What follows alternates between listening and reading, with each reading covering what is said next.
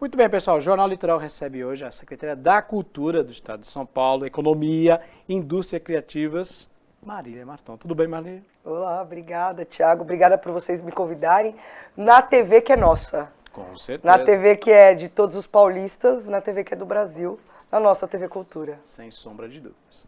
Marília, a cultura em suas diferentes manifestações desempenha um papel fundamental na formação da identidade de um povo.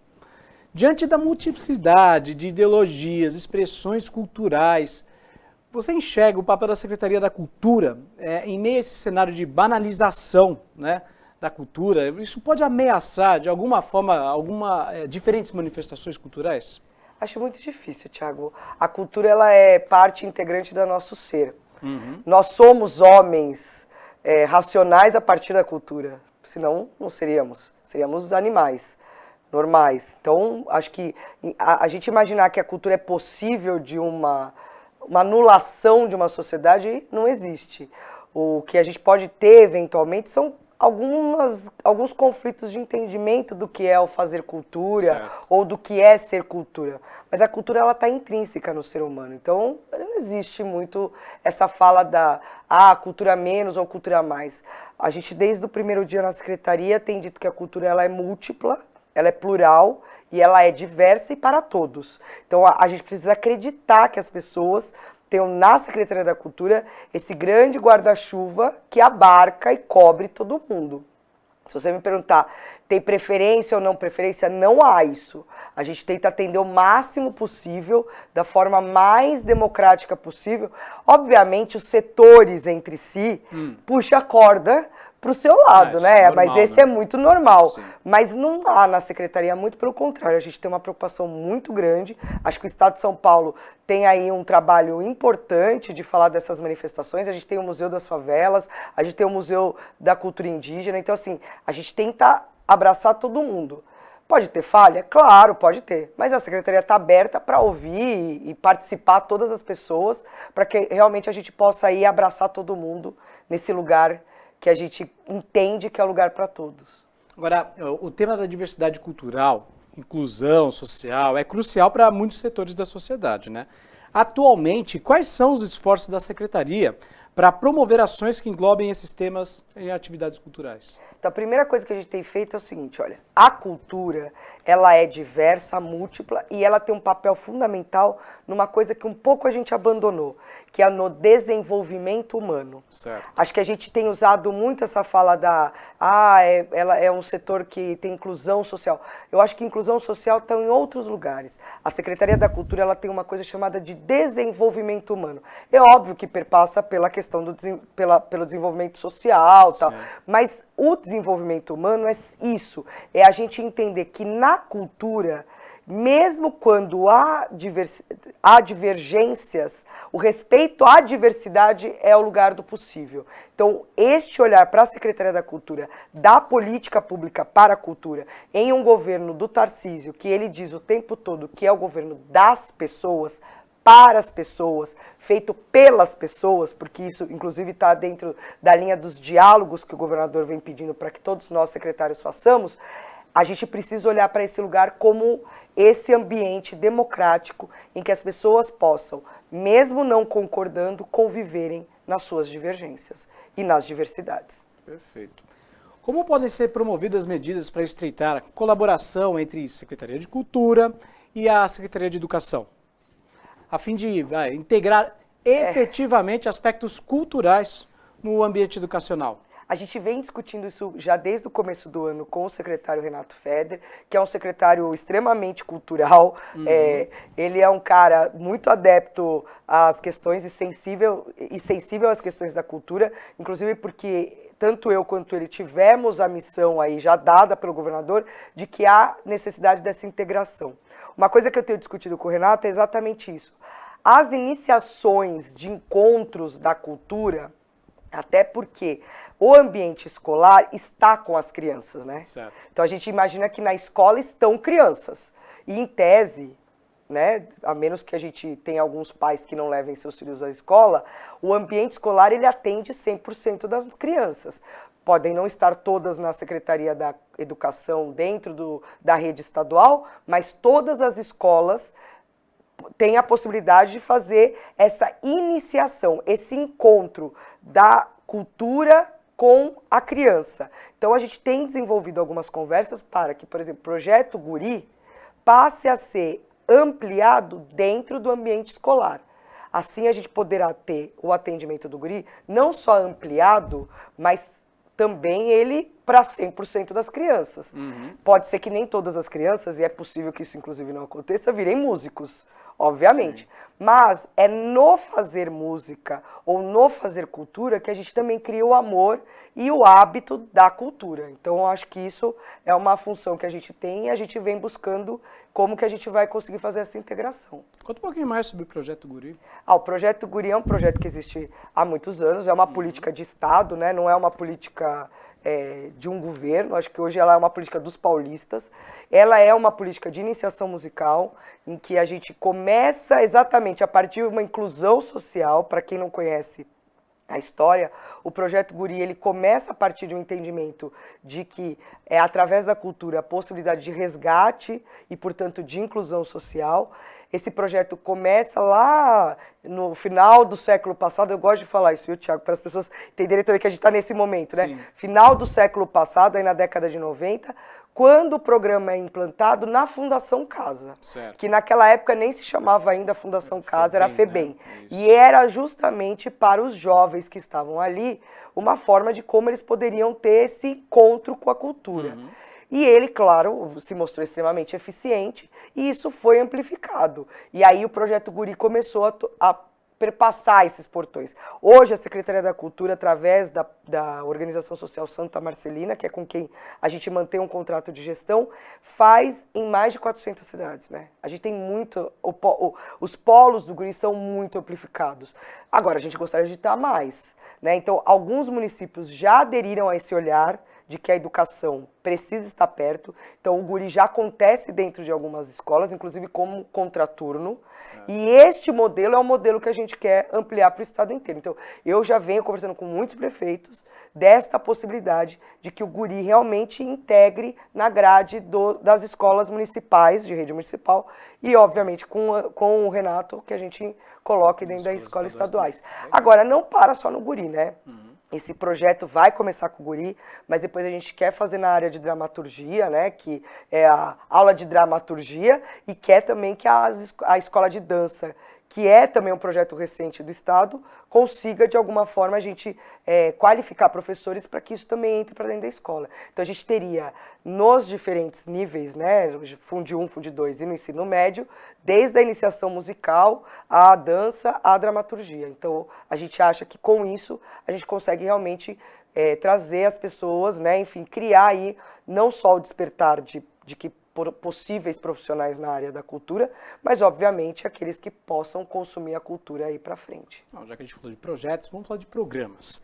Circuito cultural, apoio a festivais, cultura urbana. Para alcançar essa diversidade toda, inclusive todos os municípios, especialmente aqueles com menor infraestrutura, como é que faz para que esses municípios tenham acesso a esses recursos, então, para que tenha isso a gente efetivamente? Viu, Thiago? A gente está com as inscrições abertas. Até o dia 3 de agosto, a gente está com as inscrições do Revelando São Paulo, que é um dos programas mais importantes da Secretaria, que trata sobre as nossas tradições, enfim. Então, todos esses programas, nesse momento, estão sendo inscritos pelas prefeituras. Certo. Então, todos os secretários, a gente teve um encontro aí com mais de 500 municípios participando. Então, a gente tem ainda, através da nossa organização social, que é a APA, que é o braço da Secretaria para a Difusão Cultural, está com uma equipe lá para tirar todas as dúvidas dos municípios e, nesse momento, então, está aberto para eles. Para atender este semestre, a gente está abrindo possibilidade de atender até 450 prefeituras. 450? Para esse semestre, porque a ideia é que, para o ano que vem, a gente minimamente tenha que estar com alguma atividade nos 645 municípios. Só não receberá aporte, né, ou participação do Estado os municípios que não se inscreverem, porque a ideia de olhar para os festivais, para a questão da circulação de teatro, para as práticas tradicionais das cidades, não adianta o Estado querer entrar.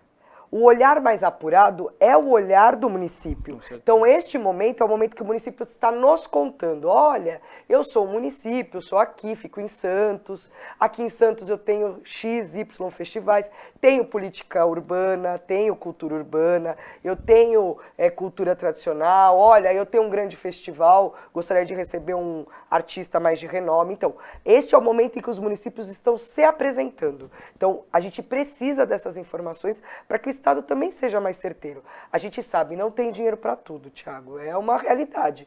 Não vou aqui contar mentira para as pessoas. Para eu poder, para a Secretaria conseguir atender todo mundo, o olhar apurado e dividindo este custo, a partir de eu entro com uma parte, o município já faz outra, a iniciativa privada ajuda de outra forma, você consegue atender mais gente e estar o tempo todo presente. Então, essa é uma conversa que eu venho tendo com os municípios desde o meu primeiro dia. A gente, logo no dia 8 de janeiro, teve uma reunião com os municípios, a gente fez logo no começo, que é justamente para que essa parceria se fortaleça e que a gente possa ter, de fato, essa realidade refletida para as pessoas, porque no final das contas, a política pública, ela vem do Estado, dessa parceria com o município, mas ela é para atender a demanda das pessoas. Para mensurar esses resultados, então você depende do olhar das prefeituras, dão um feedback para vocês. Claro, porque eles podem contar, né?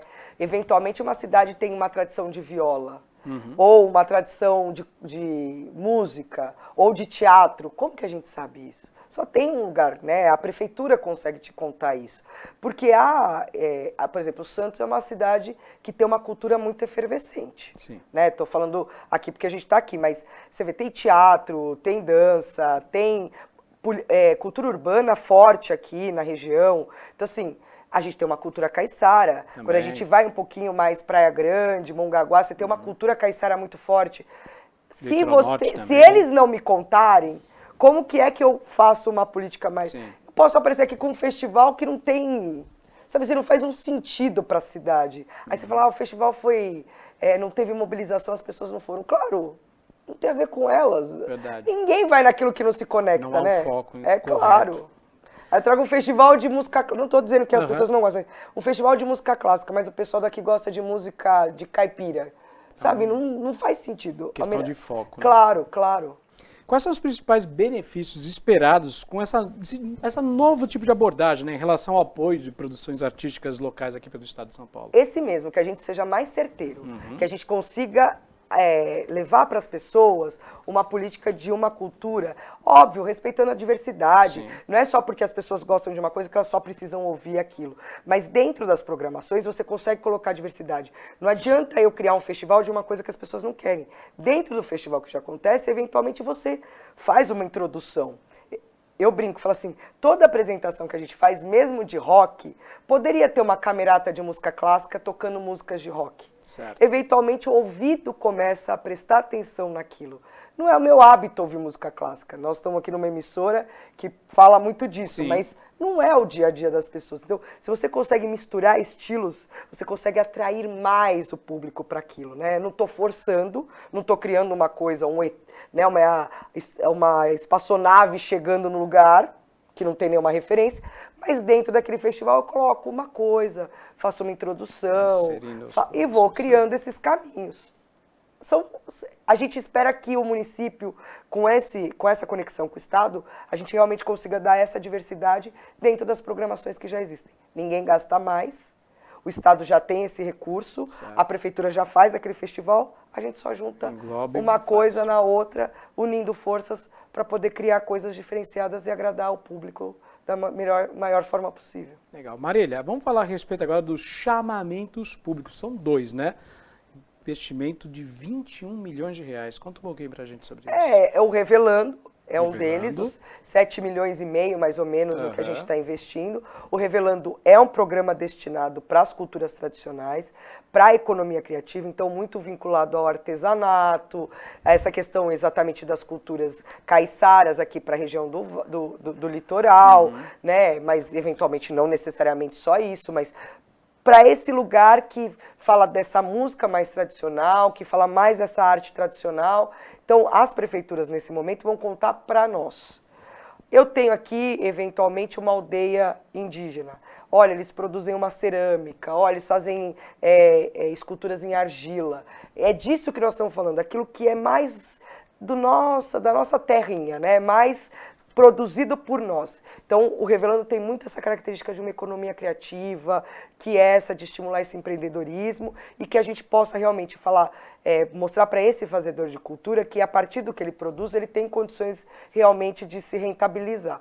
E a gente tem o resto do recurso, que é esse para atender todo esse circulando, que é toda essa circulação, que a partir desse olhar das prefeituras, a gente possa, de fato, colaborar de alguma forma, pagando cachês, enfim, para que a gente possa levar uma programação mais diversificada e assim, meio que uma cereja, né, no bolo aí, mas não preciso criar nada novo, a gente precisa estar juntos. Acho que essa é a principal mensagem que a gente tem nesse governo. Não quero criar, ninguém aqui vai criar a roda está criada, ela está feita, o que a gente quer é deixar essa roda mais potente para que ela rode mais.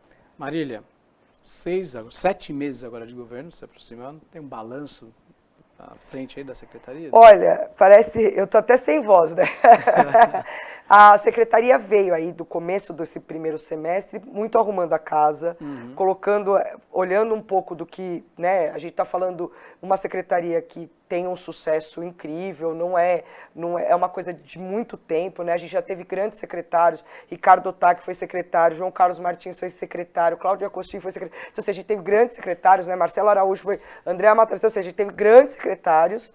Então, assim, é uma cultura muito... eu até brinco que a minha responsabilidade é grande, porque, né, grandes antecessores que criaram grandes programas. A gente tem aí programas que estão fincados. Obviamente, depois de um período, é bom a gente olhar e ver o que, né, se esses programas ainda fazem sentido, se não faz sentido, não é porque eu não gosto dele, mas realmente, eles nasceram em épocas muito diferentes. Sim. A gente teve uma pandemia, a gente não pode renegar isso. Houve uma interrupção, o próprio setor também se olhou, né? Sim. A gente olha, brinca com essa história, né? Nietzsche fala, você olha para o abismo te olha de volta. Então, quando a gente tem um olhar do abismo de volta, que foi um pouco do que aconteceu na pandemia, o que as pessoas da cultura perceberam? Não dá para ficar na mesmice. Tá na hora da gente dar um passo para frente, né? Acho que a gente entende, a gente não é um mercado de negócios, mas a gente é um mercado importante, a gente gera recursos, a gente gera trabalho, a gente faz diferença na vida das pessoas, e aí a palavra indústria, que é um pouco do que mudamos o nome da secretaria, vem muito desse lugar, da indústria criativa. A gente precisa olhar para esse lugar como uma cadeia produtiva, muitas pessoas ficaram desempregadas. A gente fala do artista, mas o por trás da câmera tem muita gente que ficou desempregada, né? Então, assim, não dá para falar que essas pessoas possam imaginar passar pelo que elas passaram durante 2 anos. Então, a gente precisa olhar e fortalecer esse mercado. Então, a gente tem alguns balanços que a gente fez, sim. O programa Oficinas Culturais é um programa muito importante, ele tem ele tem aí desde a década de 80, né? Enfim, ele tem anos aí, mas eu já não acho que ele atende mais o que era ali no começo, né? A gente falava ali muito de iniciação, já não é mais esse lugar. Então eu acho que agora a gente está olhando para as oficinas com um olhar mais de formação da classe, do setor. Então as oficinas vai passar por uma remodelação em que a gente vai atender o setor. Já não é mais para dar aula de violão iniciante. A gente vai dar aula para o músico profissional, como ele estabelece a sua carreira, como ele faz para se rentabilizar, isso tudo, né? Como a gente põe ele no mercado de trabalho, como ele procura oportunidades. Não dá para achar que o músico toca à noite por um prato de jantar, entendeu? Esse lugar já não existe mais. Então, como que a gente faz tudo isso? Então, a secretaria tem pensado... Isso, inclusive, não é uma demanda da secretaria, isso é uma demanda do setor. A gente conversou com o setor sobre isso. Então, assim, foram 6 meses de escuta. Obviamente, a gente teve a publicação do PROAC Editais logo no começo, né? A gente se preocupou em lançar o PROAC Editais no primeiro trimestre do ano, porque a gente tinha lá um problema, inclusive administrativo, com relação à mudança da lei de licitações, então a gente não quis correr o risco e lançou logo no primeiro trimestre, o que foi ótimo, porque de uma certa forma agora a gente está dedicado à Secretaria Paulo Gustavo, né, que é uma outra lei de fomento importante. Gustavo, então a gente está vindo com esse... E, obviamente, aproveitando essas escutas, já que a gente se reúne com os setores, para que a gente tenha esse olhar, né, e aí, o que a gente... E tem uma coisa também, Thiago, que a gente percebeu, poucas as pessoas sabem o que a gente faz na Secretaria. Isso é muito ruim, né? Porque a gente tem programas tão longínquos, programas tão estabelecidos e poucas pessoas sabem. As pessoas ainda acham que para ir na Sala São Paulo precisa pôr roupa de paetê. Nossa. Então a gente precisa divulgar que este é um ambiente que não tem mais não existe essa barreira. A Sala São Paulo tem inúmeras atividades gratuitas. Todos os museus do estado têm dia gratuito. Então, assim, as pessoas, se elas entrarem na internet, elas vão ver um mundo de passeios que elas podem fazer gratuito. Então, assim, isso não é do estado, isso é das pessoas, né? Isso é para ser apropriado por elas. Então, acho que tem um trabalho da secretaria também de trazer esse sentimento de pertencimento, que as pessoas entendam que aquilo é delas. Cultura é para todos. Cultura é para todos, por todos, e precisa ser consumido por todos. Tem uns canais oficiais de vocês, o pessoal que quiser acompanhar o trabalho? É www.cultura.sp.gov.br. Também está nas redes sociais? Está na rede social, Cultura SP. Cultura SP, então, nas redes sociais. E a gente acabou de lançar a nossa marca, que ficou muito lindo, que é exatamente isso, Cult SP, cultura para todos, cultura feita por todos. É isso, gente, é o lugar para todos. Perfeito. Marília, mais uma vez. Obrigada, Thiago, imagina, obrigada a você. Secretária da Cultura aqui do Estado de São Paulo.